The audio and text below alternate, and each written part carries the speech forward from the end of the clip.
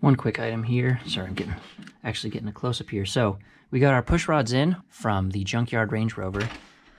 This is by far the most intact that this cylinder head on the driver's side has been for maybe years, but certainly since I got it. I'm just going to give you guys a little bit of background on how pushrod engines work. So this pushrod connects to the lifter, down the hydraulic oil-filled lifter down there, and then the rocker arm, which it'll be on in just a second, presses against this. This is a good way to check for the seating on your... So there's nothing holding this in place. It's just oil, it's a little worn out hole, not worn out, but there's a bed where this sits. And if you look, I just have my fingers, just 2 fingers on this, and it did break free. But that's a good sign that these are working the way they're intended. That this little vacuum that's created by the push rod into the seat is actually holding it. Just the push rod into the oil bath is creating a vacuum which actually draws the two together. See, you can break it free, but that's good to see. So next step, we're going to be putting the rocker arm on, and I'll bring you on after that is done. This is one exception here. I mentioned that I generally just use oil, put a film of oil on things. This rocker arm assembly, this is the underside, and any oil I put on it is just going to drip right out until it actually pressurizes and the oil pump is running and pressing oil through it. So I did put I believe it's lithium-based. This is an assembly lube, so it's a very tacky grease, and I put it on each contact point, and that will just squish into the contact point and sit there until the engine is running. Once this is introduced to oil, it breaks down right away, and you just change your oil, and it is gone for good. But this is going to allow there to be a film between the valve and pushrod surfaces once this is installed. You want to make sure that these are really clean, because remember, this is your oil feed. The oil pump is pumped up through here, pressurized still, runs along the entire rocker arm, comes out here to a dead spot where it just sits. So on it goes. One thing to remember about these rocker arm bolts, there are 4 of them. Oil actually flows up and around them. So if you remember, there are those ports in the head. As these thread into the cylinder head, the oil port actually pushes oil past this. So that's why there's 2 different diameters here. And these threads get really, really, really gummy. Maybe that'll help. So this is a really good opportunity to clean them up really well. I don't believe oil actually goes around the threads. I believe it comes just above them. But as you can see, this wider area here, the oil comes up and then goes all around to run down the rocker arm. So just as always, get your threads cleaned up, but especially these, since that is in an area that gets oil running past it. May as well show you, right, if I say they do. Just gnarly. And all things, so this specific bolt, the whole rocker arm assembly, came from that 99 Range Rover, 98 or 99, I can't remember now, but, and that was it seemed to be a pretty well taken care of engine, but all the same, still, look at all that schmoo. So, clean your hardware, makes everyone happier. Okay, another item here. We got all of the threads cleaned on these. Remember, these are under tension, and they are torqued to 38 Newton meters, which is 28 foot-pounds. But what that means with these being under tension, because remember, the camshaft has each lifter at a specific spot based on the firing order, of course. So what happens is that means the push rods are in different positions, which means that a varying amount of pressure, that being some or none, will be on the valves. The valves are all sitting at the exact same spot, but the push rods are different. So as you go through here, you'll tighten down. That one's real loose. There we go. And the one thing you want to watch is you want to make sure that the rocker arms are seated dead center of the valves, and you want to make sure that there is pressure on each push rod, and most importantly, you want to make sure that it is centered on the push rod and that the push rod is centered in the lifter, because they should all go down together if you're tightening in a good order. But what can happen is if especially the rocker arm slips off the top. That is how you get bent push rods. So just go through, keep your eye on everything, watch everything kind of moving around, and we'll check back in. All right, gang, that is it. Besides the exhaust manifold, obviously, and the accessories, the driver's side cylinder head is populated and complete and installed. And of course we did our torque seal just because, you know, that's just what we do. I actually think I will put the spark plugs in probably just before I put the exhaust manifold in, just because it'll be a little easier to get in there without the exhaust manifolds. But what I was talking about with the rocker arms, I don't know if you'll be able to see it, but see how they're at slightly different levels across? That is because, yeah, you can't really notice that well. Or can you? The one thing you want to check, these are non-adjustable rocker arms. In like older vehicles such as the truck, you actually feel for play, but because of the constant tension, oh, there's a little bit of pressure there, a little bit of play there. So there's our movement. So this shows the amount of tension inside the lifters, or the position, oh, ow, position of the cam lobes with the amount of gap in between them, if that makes sense. So it's going to make a whole lot of clattering when it first starts up with no oil pressure, but once the oil pressure builds, these will expand and that clatter will go away. Here's another kind of comparison. I didn't do a true before and after, but look at that. Look at the head there versus what it used to look like. So, feels good. We've got one side done. We've got all the hardware we need to do the exhaust, but I'll do the exhaust later. We are going to move on to this next. All right, gang. The next step, we got the driver's side all taken care of. Next step is getting the passenger side. Of course, that's in the US market. Passenger side, cylinder head off. This side is sort of trickier. Well, no, that's not true. On this side, you have to deal with the steering linkage and the brake booster to get around. This one, you have to deal with the much more complicated OBD2 post-1996 wiring harness, which is, it's about half this size with half the, maybe a little more than half the connectors, but not nearly as many connectors on the 95, which is what I've used in the past. But it's really not too bad. We're just going to pop all the head bolts loose. This is already kind of tucked away. This should be clear now that it's moved to the center, since we don't have to worry about this stuff below. So I'm going to get you guys set up, and I'm just going to crack all the head bolts open. I think you're okay in just doing it whatever order you want. I prefer, when I'm taking a head off, to do it in the reverse order of torquing as if you're installing it. So basically, truly doing the reverse of assembly in disassembly. And there's a good chance that, you know, these bolts don't have the right tension, because we didn't really find a smoking gun for head gasket failure on this side. We may find it over here. I'm not sure. I'll have to double check. I think this side is dirtier. There's more vacuum drawn, or the PCV draws, I believe, more air through the driver's side than it does through the passenger side, which may contribute to why this is so scuzzy looking. But enough blabbing. I will get you guys set up so you get a good view, and then I will crack the head bolts open. Okay, as I mentioned, I'm going to be doing the reverse order of assembly, or the reverse order of torquing. I am using a 5/8 6-point socket tall to break them free. I may have to put an extension on for some of these, but I think we should be okay. Number 10 actually is removed for some reason. Okay, so can I get a good grip on? Oh, there is so much gunk back here. I may actually have to clean this by hand first, just so I can get a good grip. Holy smokes. You know what? Oh my gosh. I can't even see. Wow, that's terrible. I can't. Gotta check this out. You guys see that? All right. me clean that out and I'll be right back.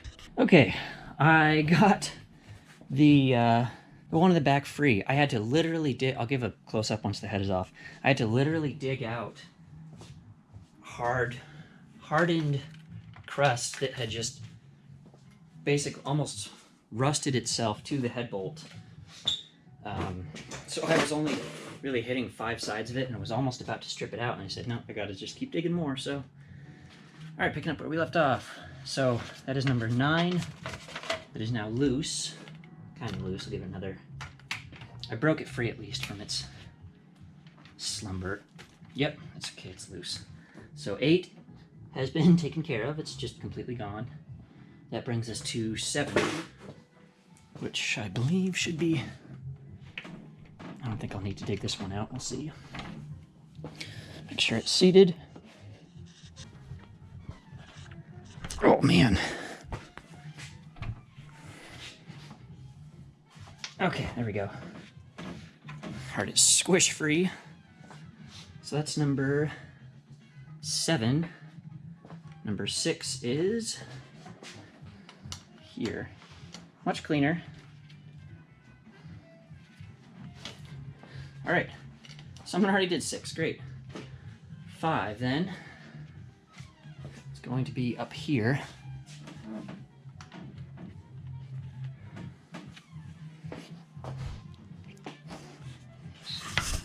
Okay, that one wasn't too bad.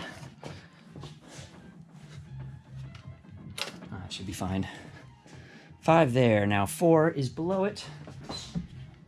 Is this one even gonna be tight? Can I even clear it? Do I need? Yeah, that'll do it. Do a little dance. Make a little love. Okay. What was that, 4? Puts us at 3. Seated. Woo. Let's get one more turn on that one. 3 puts us at 2. Is 2 loose? It is not. Let's flip it over, get a better angle. Yeah, doesn't make too much of a difference. I don't have a lot of range there. I'm really having to dance around you guys today. Okay. Make sure that's seated. Phrase the day. There we go. That's 2 done. Brings us to number Juan. Okay. That's what you want to hear. All right. So that is all 10. Some removed, some cracked loose. So I'm going to pop all those out, and I will check in with you at the bench. I just realized I got all the head bolts out, and I thought, how greedy would it be for me to do the first reveal and not share it? So, give me a moment. Might have to break it free. All the bolts are out, so we'll see if we can kind of... Oh, you know what? Oh, there's a bracket here. Okay. Hold tight. Gotta get the bracket off. Good catch. Thanks for pointing it out. Well, I got the bracket off, and then I got distracted and forgot to come back and film. So, that's the best angle. So we've got lots of scuzziness there. And we have some very dirty cylinders. Here, just a sec. Dirty cylinders. Nothing, again, nothing terrible. Huh, got a leaf which dripped in. Dropped in. More scuzziness there. And what definitely looks like some coolant leaking out the back. Once again, Land Rover marked head gasket. And I mean, again, no obvious head gasket failure besides all that nastiness. You know what? So it doesn't look like it was, doesn't necessarily look like it was escaping the block, but yeah, you know, maybe this is just another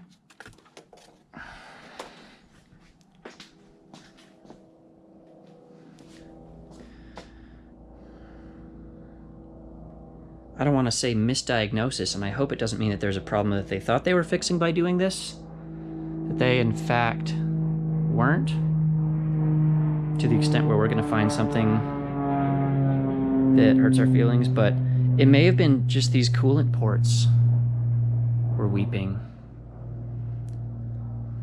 I don't know. By the way, there's a distinct smell to, I don't know what it is. There's a distinct smell to cylinder head bolts. It's like a mix of oil, like dirty oil and exhaust. It's not just, it's a really nasty smell. And it's specific to these ports. Like a little bit of oil leaks in and there's no oil flow to it, so it gets burnt. And so you just have this nasty, just, ugh, it's gnarly. But, okay, oh, and so all of this, like physical dry debris came out. I tipped it over and just tapped it gently on the concrete. First of all, look at that. There's some nice scuzziness. This is coolant. This is from the coolant port. And then some of these are, I think, leaves that fell in, but mouse poop. That's funny. Anyways, here we go. So here it is off the vehicle. You know, mirror image. Actually, it's not a mirror image. It is the same head, same part number and everything as the driver's side, So I'll put you down, take a little more of a look-see. All right, this will really get you going. Now that I know this from the other side. Come on.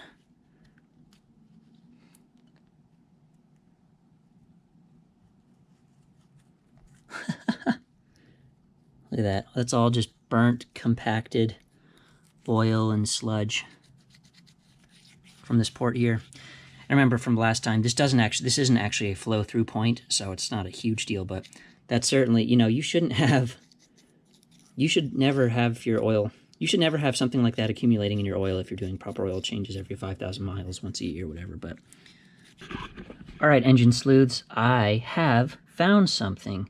It's not a dramatic failure, but what I was doing is I was taking my scraper here, and I'm getting all of the material off of this plane so I can check for trueness. So I need all the shiny aluminum, everything on that plane.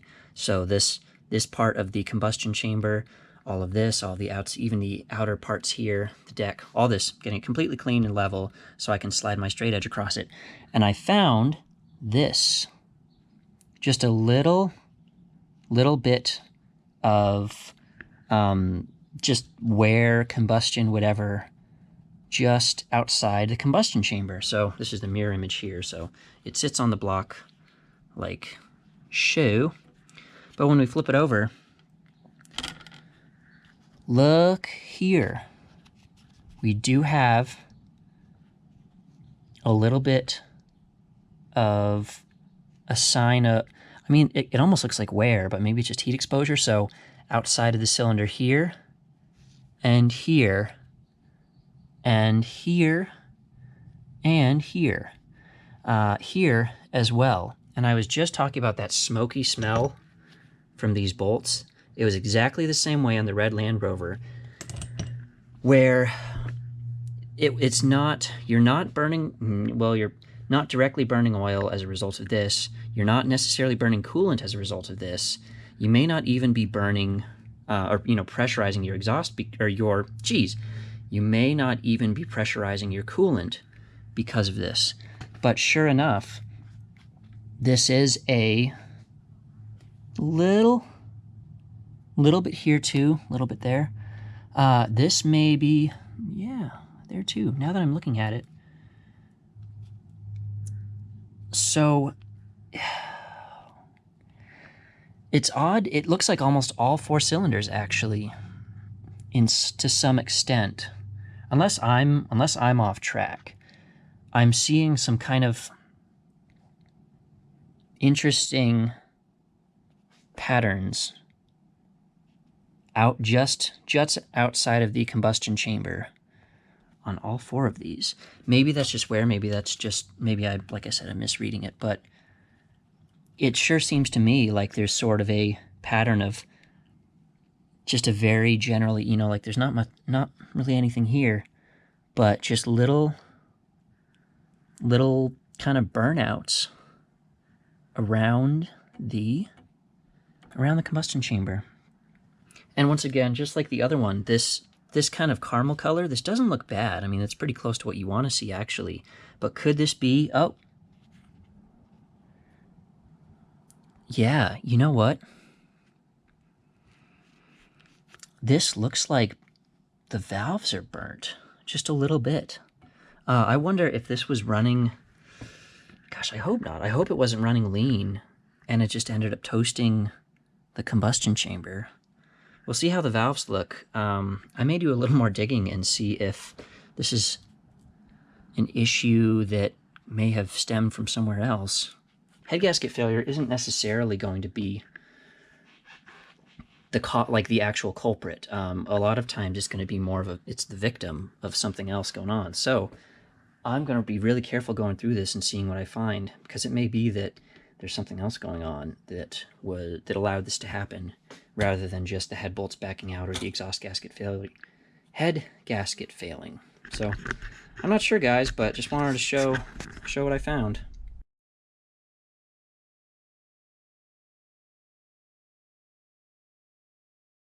All right, guys, here's a fun little game. So this is the most concerning, based on what I've found, of the cylinder heads. So what we have here is our steel machined straight edge. And so this is I actually might want to give that another rub down.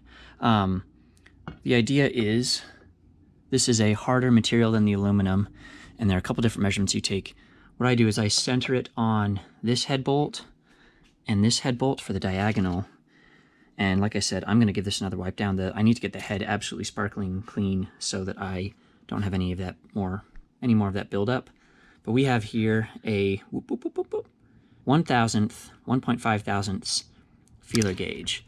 So what we're looking for here is, as to be expected, this one slides on. This is a very, very narrow one.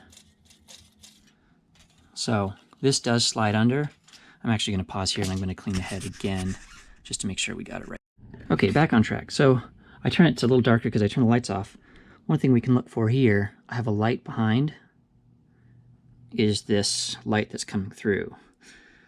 A little more than I'd like to be, obviously not there, but a little more than I'd like to see, honestly. So now that we've seen that, our reference points here, well, obviously, in an ideal world, this would be absolutely dead flat all the way across, but generally speaking, this is a high point, and this is a high point. So even at our thinnest one here, that's not going to go through. Oh, I'm not even centered. There you go. That's not going to go through. We get to here, and it goes through really easily, unfortunately. Same thing here, but this is below the upper limit. So now there, it's catching a little bit more, but it does go through. Here, it doesn't go through. This is our high point. So that is our 0.015 thousandths of an inch. We're going to go up to 0.002, 2 thousandths of an inch. This is our upper limit. So,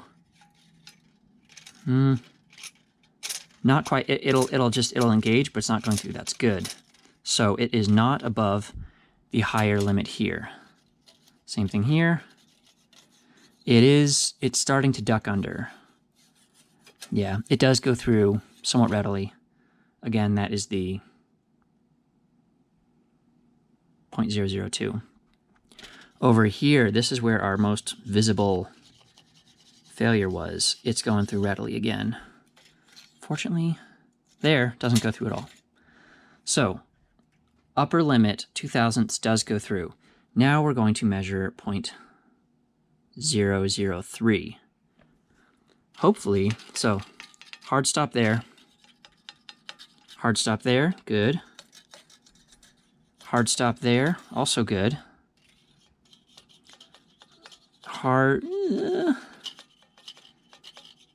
Calling that hard stop there. Hard stop there. So, that is one measurement. Let's go dead across. So, get this centered and give it a little slide, just so there's nothing caught underneath it. It's pretty much centered there. Centered there. So, one more little wiggle. You want to feel it sliding just like it's on glass, you know. That means there's nothing stuck underneath. Okay, same thing. Go to our 0.015. Nothing. Yeah, going through. Going through. Going through. But remember, that's our lowest measurement, so not in trouble yet. And then this is 0.002. And it's actually stalling there. It'll go through, but it's kind of catching there. Same thing here. That's good. It's catching, but just barely going through. It's going through there, stalling there. So that's our upper limit. But our 0.003 hard stall, calling that a stall. That's a stall. That's a stall. It's another stall there. So one more measurement. Let's center on this bolt here. Give it a gentle slide. Make sure it's not catching on anything. Good. Same thing here. Slide. And then just give it a little more of a slide. Centered. Centered. Let's go. We've done this enough now. Let's go right for the 0.002. Stall. Stall, actually. So that's good to see. It does go through there, but it's catching pretty hard. Stall there. And stall there. So our 0.003, nothing, nothing, nothing. So we are at our upper limit, which is not the, you know, rather it be perfect. Let's go back to our most questionable measurement. Actually, what I'll do, I'm going to clean this again. So just in that little bit of sliding around, the straight edge picked up this much dirt. So I got it surgically clean once again, put it back in our most troublesome spot. Going back to our 0.002. No, that's the wrong one. Middle one. So catch in there is just going under. So it is going under, but it is catching. Catching there, but going under. Catching and not quite going under. So now our upper limit, 0.003. Catching. Catching. This is our worst spot, and it's not letting that through. So this is not the best cylinder head ever, but it is just at that upper limit. And that being said, I think we're going to go with this one. Another thing to consider is, or we're going to go with it as is without getting it decked. Another thing to consider is nowadays, you know, 2023, if you buy a head gasket for it, these are fat head gaskets, and they take up a lot of slack. They're composite rather than one of the older styles. So with 0.02 of an inch, which, I mean, just for comparison, I don't know if I actually, I think this is less than a sheet of paper, if I'm not mistaken. It might be about a sheet of paper. So it's all wiggly, but this is, if this is your margin for error, then I think we'll be okay. Yeah, so we're gonna go with it. We're gonna send it. And this is about where the other Land Rover was, the red one, and it has been fantastic for, you know, everything we've asked it to do for years now. So I think we're just barely in the clear. But this is, if you're doing this measurement, you really want to see 0. You know, you don't even want to get the lowest size through. But I think we'll work with it. It'll work with us. It'll work for us.